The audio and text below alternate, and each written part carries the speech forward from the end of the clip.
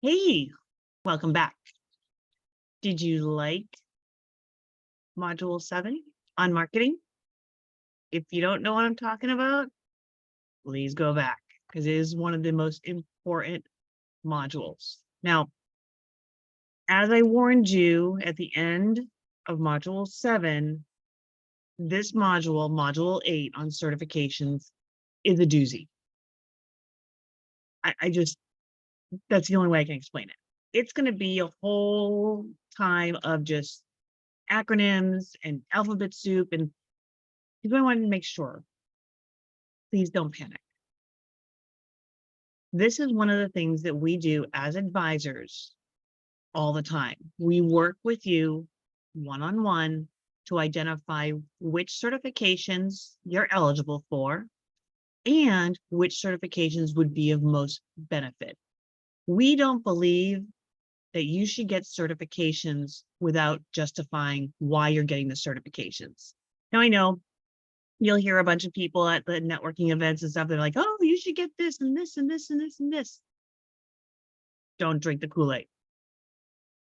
You want to make sure that if you're going to decide to get certified as a small business or woman-owned or whatnot, that you know who your customer is, that that customer is the right customer for you, and then pursue the certifications that those customers will give preference to. Not all agencies care about your certifications. So what this module is going to cover is basically just a fire hose of information on certifications. It's going to give you enough information to make you dangerous and probably make your head spin a little bit. But please, don't panic. My name is Cheryl Brown. I am the director of the North San Diego Small Business Development Center. I'm also the procurement advisor and program manager for our procurement program. Welcome to Module 8, Certifications. Let's get started. Okay. First thing I want you to do is I want you to forget everything you've been told about certifications. I want you to ignore all those people, all those agencies, everybody that says, if you want to do business with us, you have to get certified. Because that's not entirely true. It can help, but it's not entirely true. So I want you to forget everything you've heard and just absorb what you can during this module. Certifications, an introduction. So a certification is not a license or a qualifier or requirements. A certification has nothing to do with the certifications we're going to cover in this module, have nothing to do with your capabilities, nothing to do with your industry. Some of you have license requirements. So for example, if you're in the construction trades, you have a license from the Contractor State License Board. That means nothing here. You may have a business license. That means nothing here. A certification in this context is a certification given to a company based on its size, either gross revenues and or number of employees, and or the qualifier. And the qualifier or qualifiers, women, minority, veteran, LGBTQ+, persons with disability, those are qualifiers. These are individuals within the company that are majority owned, that the company is majority owned by. So it's a designation given to the company based on its size and or the majority owners. Okay, please listen to me loud and clear. You do not have to be certified in order to do business with any government agency when it comes to these types of certifications. They're not requirements. You do not have to wait to start introducing yourself, as we learned in Module 7, introducing yourself to those buyers until you get certified. Start introducing yourself now. Start planting those seeds. But you do not, and I repeat, you do not need to be certified in order to do business with any government agency. Now, with that being said, if you're eligible for certifications, they can help you. If you have some of these certifications, there may be opportunities that would not have been opened up to you without that certification. So, for example, the state of California has a small business preference program, meaning if the project is under a certain dollar amount, all the buyer has to do is identify 2 certified firms, contact those firms, and get quotes, and then they can award. So those types of opportunities wouldn't be open to you without that certification. Also, having the certification can also give you a competitive advantage over those that are not certified, as long as everything else is created equally. So, for example, if I have company A and company B, both companies have equal past performance. Both companies have equal pricing. One is certified, one is not. The certified firm may get that competitive advantage. But what if the certified firm has no past performance? What if the certified firm's pricing is way higher than the other firm? Then in that case, the buyer is not required to award to the certified firm. Now, some agencies and prime contractors and even corporate companies, large companies, have programs in place to encourage diversified firms that are certified. But these are different programs, and depending on the program would determine which certifications you would want to pursue first. Securing a certification under false pretenses is illegal, and it can cost you money. So what do I mean by that? Well, supposing you're a landscaping company and you own 100% and you're a Caucasian male. I'm sorry, don't shoot the messenger. I don't make the rules. So you decide that in order to take advantage of some of these and to get these preferences, you're going to transfer or gift your wife, who is a woman, 51% ownership of your company. But your wife's never been in the landscaping industry. Your wife's a school teacher or a nurse or an accountant or whatnot. That does not satisfy the requirement to be woman-owned. And if for some reason you do get that certification and you're competing on a project and the number 2 company, who is truly woman-owned, issues a protest to question the validity of your certification, once that investigation is launched, and if during that investigation it is found out that your firm is actually not woman-owned, then A, you lose your certification, B, you lose the contract, and C, any monies that were paid to you, you may have to pay back. So before you start transferring ownership, before you start doing any of that, continue watching, continue listening, take some notes, because we're going to talk more about what does that mean when we talk about controlling ownership. But bottom line, certifications in this environment have nothing to do with your capabilities, have nothing to do with your past performance or your pricing or anything. All it has to do with is the size of your company and the qualifying owners. Okay. There are thousands, literally thousands of certifications you could potentially pursue. Most certifications don't transfer. So if you're certified by the federal government as a small business, The state of California doesn't care. In fact, the requirements to be a small business with the federal government are different than the requirements to be a certified small business with the state of California.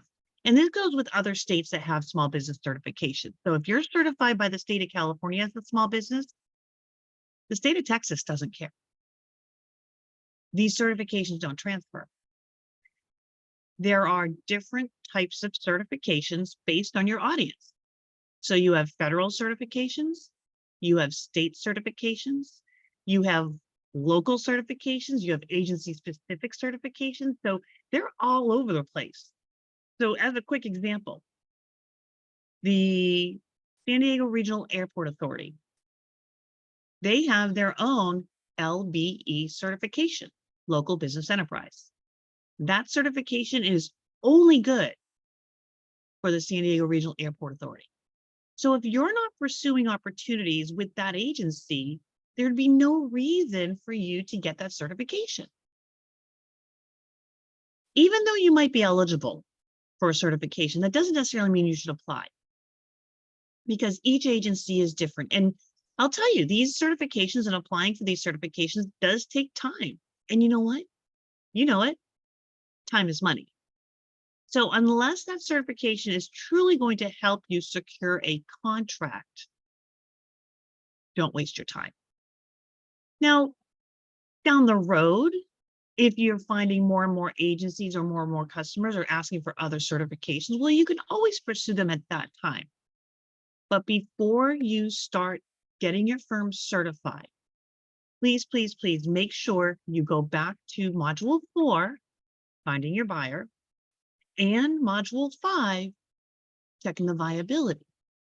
Because if they don't buy and you can't meet their minimum requirements, the certification's not going to help you at all. Here is the fact. Buyers are not, and I want to underline the word required. Required. They are not required to award to a certified firm. What? Wait a minute. You mean to tell me, I've been hearing all about, get certified, get certified, get certified, get certified, get certified, get certified, get certified, okay. If you're still confused about this, please refer back to Module 3, What to Expect. Now, although there may not be any true requirements, there are definitely incentives, initiatives, and programs for the small business community and those that are certified. But the buyers, first and foremost, must award to the firm that has the best capabilities, ability to perform, and the best pricing. And then if you happen to be certified, well, that's an added bonus. So I like to compare this as a birthday cake. So with the birthday cake, you have the cake itself. You can't have birthday cake without cake. What's the point? The cake is equivalent to marketing. Most important part. And then you have the filling. And the filling is compared to your past performance or capabilities to perform or demonstration that you can perform. If you don't have any filling, you're going to choke on the cake. The icing. There is no such thing as a birthday cake without icing that turns your mouth blue or purple or green or whatever color the icing is. The icing is the equivalent to the pricing. So now you've got the cake, you've got the marketing, you've got the ability to perform, you've got the pricing. Now it comes to candles. The candles are like the certifications. Not all buyers want to know how old they are. Not all buyers want candles. Some buyers want regular candles. Some buyers like the number candles. Some buyers like the trick candles. Some buyers, like sparklers. It all comes right down to who is your customer? Can you meet their minimum requirements? And do they have certifications in which they give preference to? But they're not required. The general requirements when we talk about certifications. With a small business certification, typically the requirements are gross revenues averaged over a certain number of years, and or the number of employees of the firm. Woman-owned, minority-owned, disabled, veteran, LGBTQ+, persons with disability owned have very specific criteria, and the firm must be majority owned and, here's a big one, and controlled. And we'll talk more about what that and controlled means. Now, with regards to any of the certifications that have an economic component, this is based on your personal net worth. You take all of your assets that you could sell, minus all the liabilities, that equals your personal net worth. So you've got traditional small business, you've got the qualifying small businesses, and then you've got the economically disadvantaged small businesses based on the personal net worth. So those are like the general requirements overall. So let's go into this controlling piece for a moment. So back in the day, you may recall the housing crash, 2007, 2008. Well, back then, the only thing a company had to do to be eligible for woman-owned, minority-owned, veteran-owned, is the firm had to be majority-owned by that qualifier or qualifiers. What do I mean by qualifiers? The company doesn't need to be owned by one qualifier, 51%. It can actually be a majority of the qualifiers. So for example, supposing I have a company that has 4 owners. 3 of them are women, and 1 of them is a minority male. Well, the 3 women, and they all 25, 25, 25, 25. The 3 women combined own 75% of the company. Therefore, all 3 of them are required to qualify as woman-owned. So it can be one owner that's 51%, or it can be a multiple owners, as long as they all qualify. Well, what ended up happening back in 2008 and with the housing crash is a bunch of businesses, especially in the construction trades, and I'm not trying to pick on the construction trades, it's just what it is, then started transferring 51% ownership to their wives, to their disabled veteran friends. And that's all they had to do in order to be considered woman-owned or minority-owned, disabled, veteran-owned. Well, with all of that activity going on, those firms that were truly woman-owned, minority and whatnot, issued the legislation to update the laws. And they further clarified that not only does the company have to be majority-owned, but they also, those majority owners who qualify must also be able to demonstrate that they control the day-to-day operations and not just the face of the company. Does some of this still occur? Yes. I'm not saying that it doesn't. I'm just telling you the facts. So how do they clarify controlling ownership? So they went a step further in the legislation. They had the legislation changed and they said, okay, this is how we're going to qualify whether or not this person is truly controlling the company. Now, don't shoot the messenger. I don't make the rules.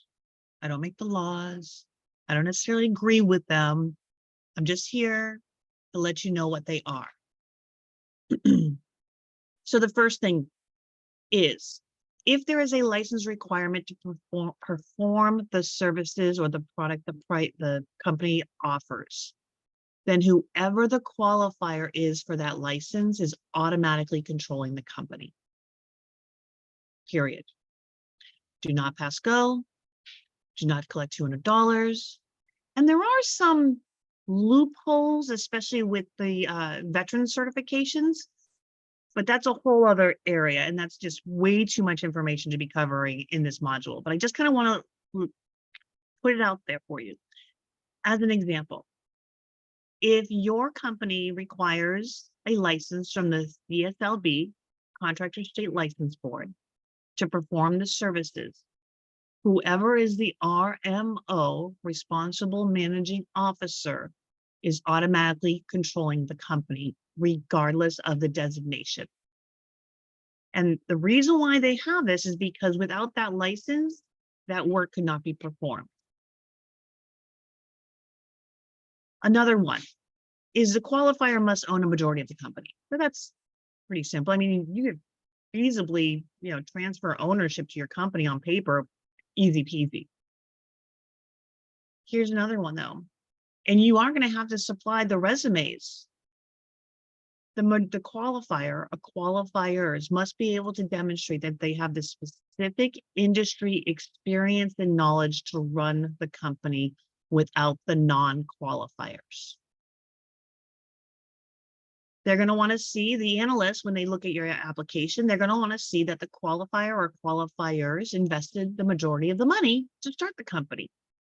So this is where we get into a little trouble when we look at gifting or transferring ownership. The analyst, the certification analyst, wants to see that that person who qualifies, or those people who qualify as woman-owned, minority-owned, etc., have actually invested the majority of the funds. Now, here's where it gets a little crazy. If your company started more than 7 years ago, you don't have to worry about this because you wouldn't be required to maintain those financial records for more than 7 years. So in this situation, what we would do is, because the government likes to have all of the answers to all of the questions, is we'd simply put together what we call a letter of explanation.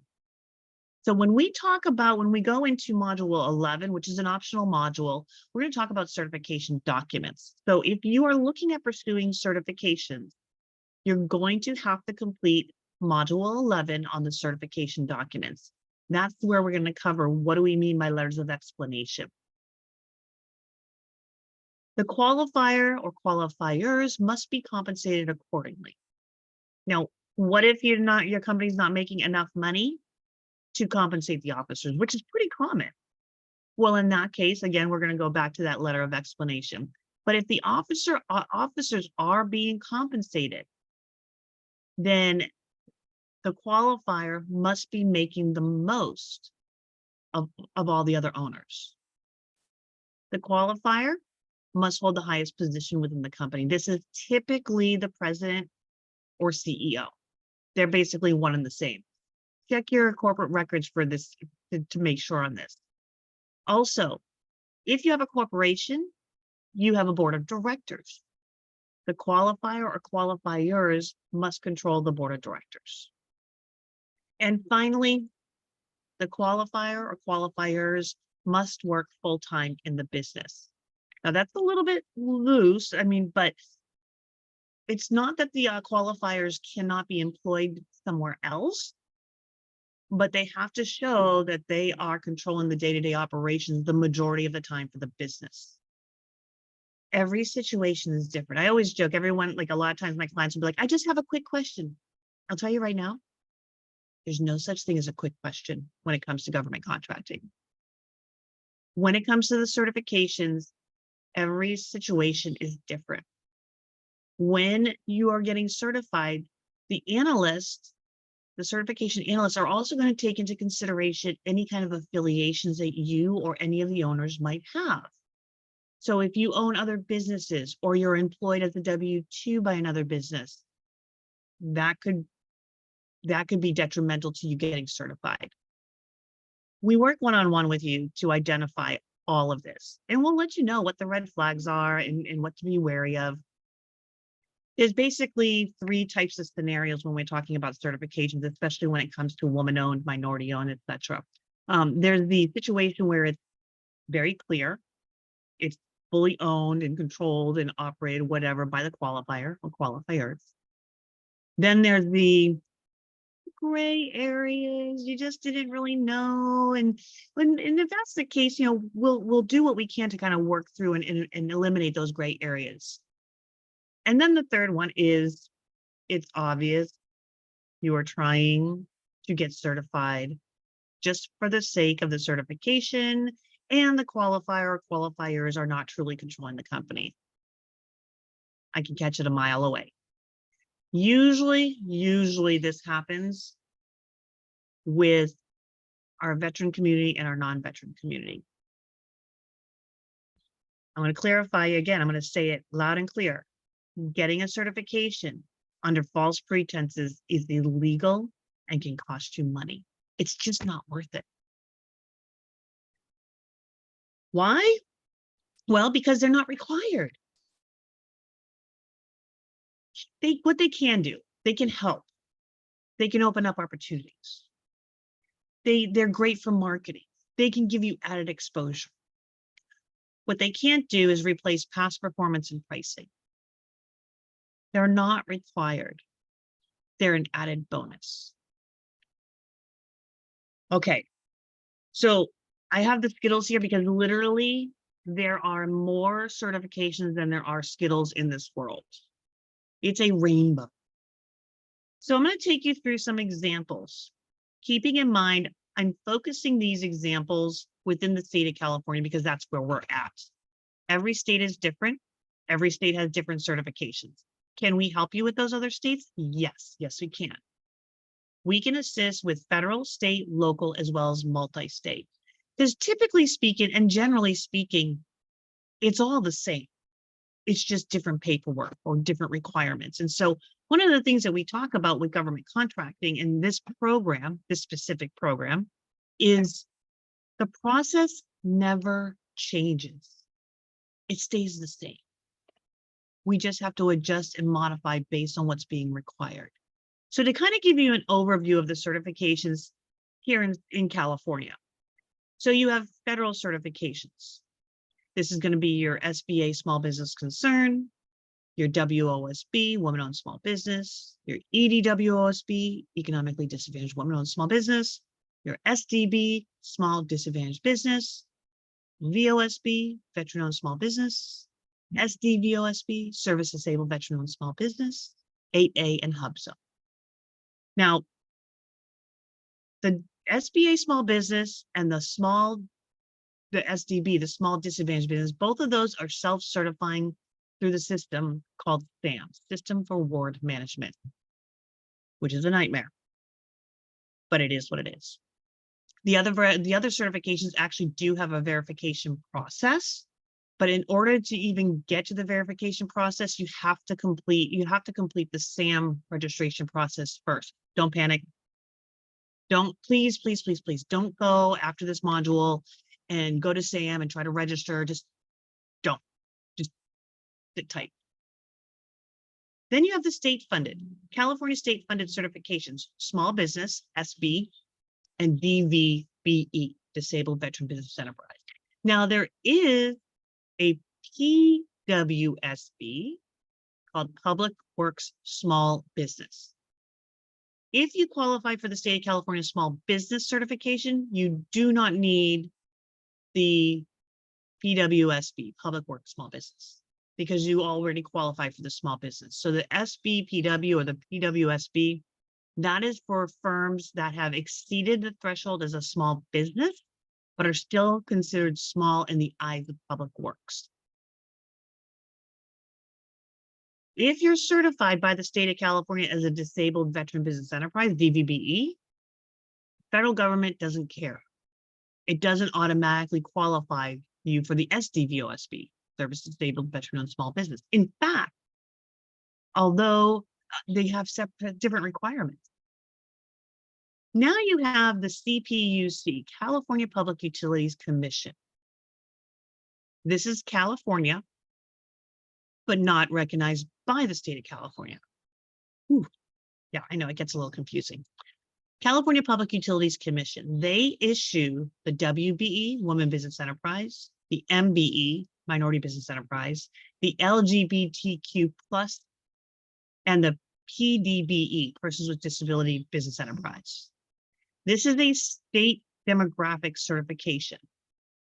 The entities that recognize this certification typically are agencies that are regulated by the government. So for example, public utilities commissions, agencies that are subsidized or entities that are subsidized like hospitals, institutions of higher education, as well as entities that have supplier diversity programs. So think about like the big guys, Walt Disney, Qualcomm, Tesla, Google.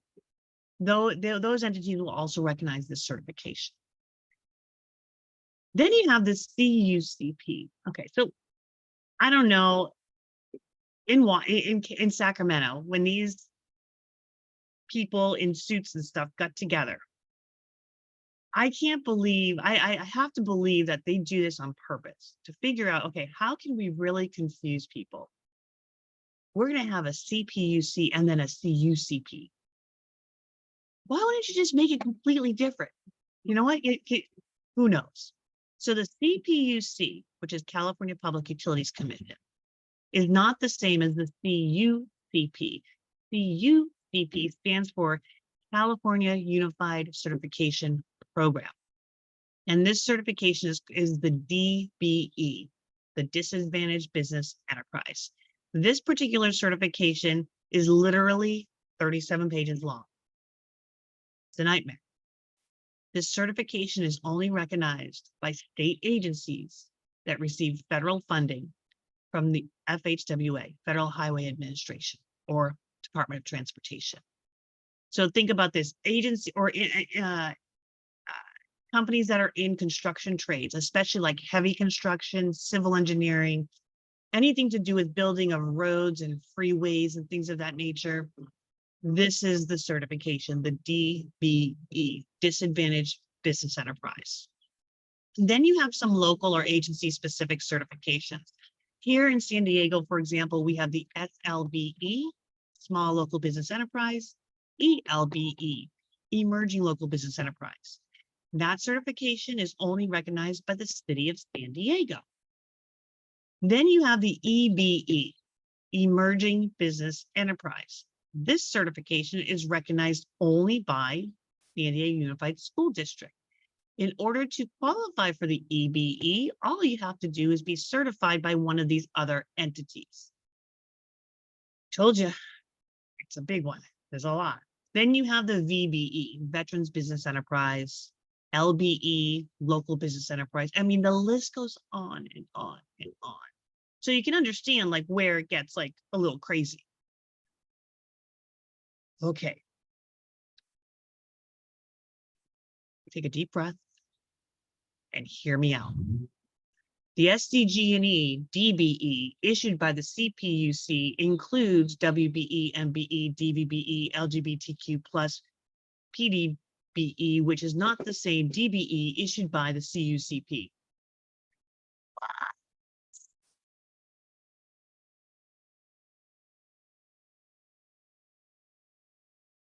Don't panic. Come back to me. Come back to me. This is why you should not pursue certifications on your own. Get trusted advisors. Get someone who knows what they're talking about. Get someone who understands the intricacy of these certifications, because you could go down to the rabbit hole with this. Everything is going to be contingent on your customer. What does your customer need? And that's it. So, what are your steps? So first of all, you want to go back to module 4, finding your buyer. Then you want to go back to module 5 to determine whether or not that buyer is viable.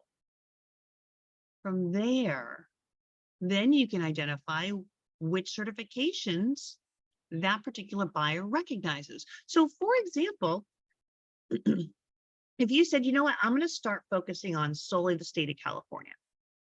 Great. Whether you qualify for all these other certifications doesn't matter. Start out just with the small business certification with the state of California. That certification is going to give you the broadest reach, because not only is it good for the state of California, but the state of California has about 60 reciprocity partners. What does that mean? That means that there are other agencies that will also recognize the state of California's certifications without you having to jump through additional hoops. So for example, the County of San Diego, SanDet, Caltrans, North County Transit District, all of these entities will also recognize this certification, so you don't have to get certified everywhere. Once you've done that and you've identified, okay, yes, these are my buyers. Yes, they're viable. These are the certifications they give preference to. Then you have to complete any of their registration requirements. Usually, all of these portals are designed exactly the same. The first step is you have to create your account. You're not done yet. Then you have to confirm the account. You're still not done. Then you have to complete the registration process. You guessed it, still not done. And then you complete the certification process. So most of these portals are going to have those several steps before you can even do your certification. The hardest part about certifications is gathering the supporting documents. Now, Module 11, which is an optional module, will cover all about the certification documents, what you need to expect, what they're looking for, why they're looking for it. It's the part 2 that we can't really help you with. So we're going to give you a list, or we're going to give you 2 or 3 documents at a time, and you're going to simply start gathering those documents. Typically, the documents that tend to be most difficult, or the documents that tend to be missing most, are the legal entity documents. So for example, if you're a corporation, whether you're an S Corp or a C Corp, you're going to need your articles of incorporation, your statement of information, your bylaws, the initial meeting minutes, all of the annual meeting minutes, the stock certificates, front and back, and the stock transfer ledger. You don't have those? Don't worry. We can help you. We're here to help you every step of the way. But I just wanted to kind of give you an idea as to what they're looking for. Then once you've gathered the documents, we can complete the certification applications. We upload the required documents. We submit. And then we wait patiently. And we wait. And we wait. And we wait. Alrighty. So these are some examples of some certifications you may have seen floating around. You've got the State of California Minority Business Enterprise there in the left-hand corner. You've got the State of California Small Business Certification in the middle. Then you've got the SBA Small Business Certification there on the upper right-hand corner. Guess what? They're all fake. These certifications aren't even worth the paper they're printed on. The worst part is we've had clients that have paid $6,000, $7,000, even $10,000. And this is what they got. They're fake. All certifications, other than the time, are free. The only certifications that have a cost associated whatsoever are when there's a certification that needs an affidavit that needs to be notarized. And right now, I think notaries charge like $12 to $20. That's it. That is it. There are third-party certifiers out there that will also certify you. However, those third-party certifiers do not necessarily satisfy the agency needs. You still have to get into their portal, the agency's portal, and update and upload that particular certification.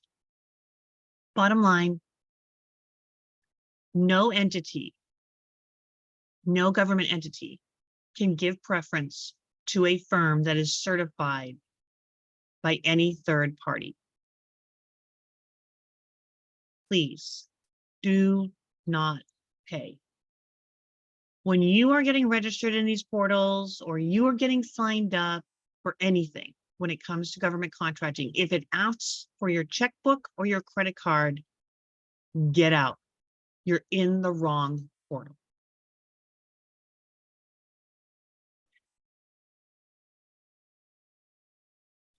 So let me go back here to the different certifications. I also have a little cheat sheet too that I'm going to share with you. So this is kind of an overview of the certifications that we kind of just went through. So right up here on the left hand, the first one we have the state of California, Department of General Services. The acronym for this certification is SB, and if you do qualify, micro. The actual title, the actual certification name is small business. Recognized by the state of California and prime contractors. Now, how is this processed? This one is done online through the DGS. And you're going to see here it says application 20 to 60 minutes. The 20 minutes is with our assistance. The 60 minutes is on your own. So we're going to help save you time. And it's not because we're any smarter. It's not at all. It's just because we're in these portals all the time. So we know the questions before they even ask. Typically, providing there's nothing wonky with the paperwork or the application or the entity structure, you should receive your certification automatically. What I've done here on the side here is the difficulty of 1 to 5. 1 being like, it's actually super easy in comparison. I mean, all of these applications can be a little bit daunting. But for the most part, as far as certifications and general applications, pretty easy.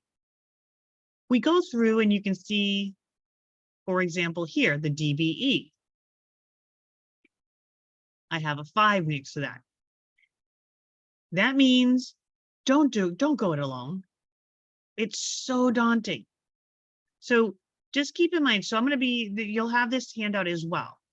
This is just kind of an overview, so you'll get a familiarity with some of the certifications, at least here in the California area and the San Diego area. If you're joining us from another state or another area, know that a lot of this is going to change, but it's going to be very similar.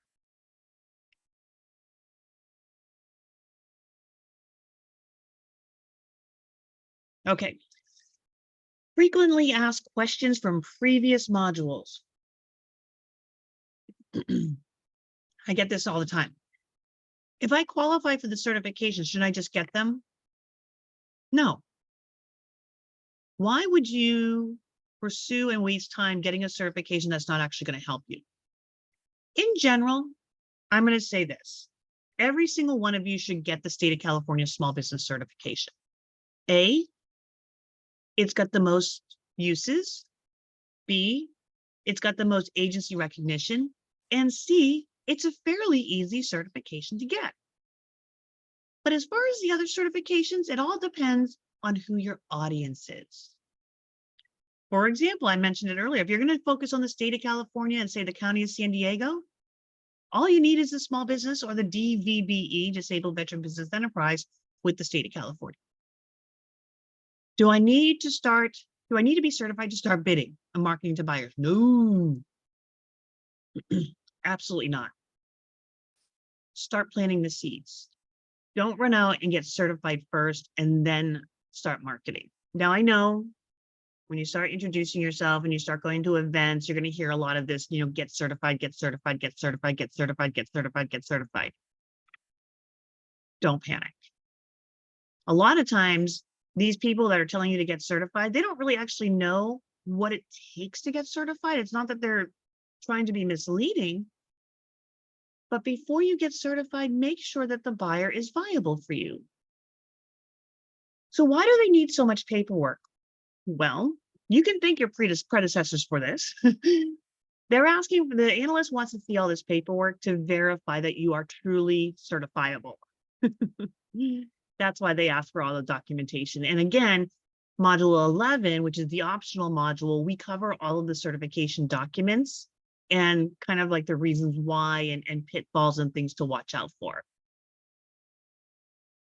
So in pursuing these certifications, you may be asked for a lot of personal information, such as your tax returns, such as your personal tax return and your personal information. Do you really need to provide it? Nope. If you want to get certified, yes, you do. So if you're not comfortable with sharing your tax returns, then you don't get certified. Now, you're more than welcome, definitely, to redact any identifying information from your taxes. But if the certification requires that you provide the taxes, you must provide them. Otherwise, don't get certified. And I've actually had clients that have decided, you know what, I'm not really comfortable doing that, and decided not to get certified. And that's okay. It's not required. Isn't there just one universal certification? No. Easy, quick answer. No. No, there's not. Nor will there ever be. There is not just one certification. That would make things a lot easier. But as we're learning, I'm sure, as you've figured out so far, government typically doesn't do things on the easy way. Do I need to be in business to get certified? Yes. Now, you don't have to be operational. You don't have to even be profitable, but you at least need to have your legal entity established. The certifications are certifying the business, not the people. Will my personal information be shared? No. The only information that's going to be shared is the information that you allow. And that's pretty much going to be your basic information, like your contact name, your email, your phone number. Those are what's going to be publicized with your certification. But as far as your tax returns and your social security numbers and things of that nature, no, that will never be shared. How does the information I provide to apply for certification impact my ability to secure contracts? It doesn't. Like, I have some clients that are like, oh, I don't really want to share this information because like it's like my corporate tax returns or my company's tax returns, because it shows like, I'm not making any money. Certification analysts don't care. The buyers don't care. So even though your firm may not be profitable, or maybe you're just getting started, or maybe you don't have a lot of employees, none of that matters when it comes to the certifications. The two of them don't even interact. On the certification side, all they're trying to verify is that you meet the requirements of being certified. That's it. Whereas on the buyer side, all they care about is that you meet their minimum requirements and that you have the ability to perform in the best pricing. So the information you enter in your certifications never transfers over to the buyer or impacts your ability to secure contracts. Ooh. Are you still with me? Are you ready to jump off the cliff? Come back to me. You're okay. Please don't panic. We will walk you through all of this step by step. So in the past modules, I've given you some homework. Hopefully you're doing it. In this module, ask your buyers that you've identified. So far, hopefully you've already found out, yes, they do buy, that yes, you can meet the minimum requirements. And now you want to ask them, remember that interactive piece, what certifications, if any, would help them? That's it. Find out.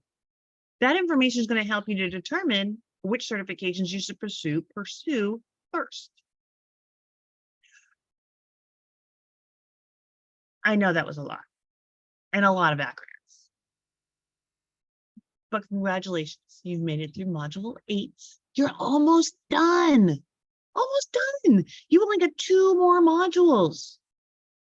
The next module is super fun. It's about proposal writing. And then you're going to go through getting help, next steps. That's going to teach you or show you how to schedule an appointment with an advisor. Now, if you are seeking certifications such as woman-owned, minority-owned, disabled veteran business enterprise, LGBTQ, persons with disability, disadvantaged business enterprise, any of those certifications that have a qualifier, you're going to want to also participate in module 11, which is an optional module where we cover all of the certification documents. So your next steps is to go back to our website, sdivsbdc.org, go to the on-demand trainings, click on the little plus sign where it says Government Contracting Series, and register to attend Module 9, Introduction to Proposal Writing. In the meantime, I sound like a broken record, I know. If you have a need, if something comes up, you have a question, you have something that's due, it's a deadline, reach out to us. We're here to help. We're here to make sure you move forward. But like with everything else, It doesn't matter how many registrations or registries we get you registered on or help you get registered on. It doesn't matter how many certifications we help you get, unless those are going to result in contracts awarded, money in your pocket. Don't do it. Until next time, see you again. Module 9, Introduction to Proposal Writing. Have a great one.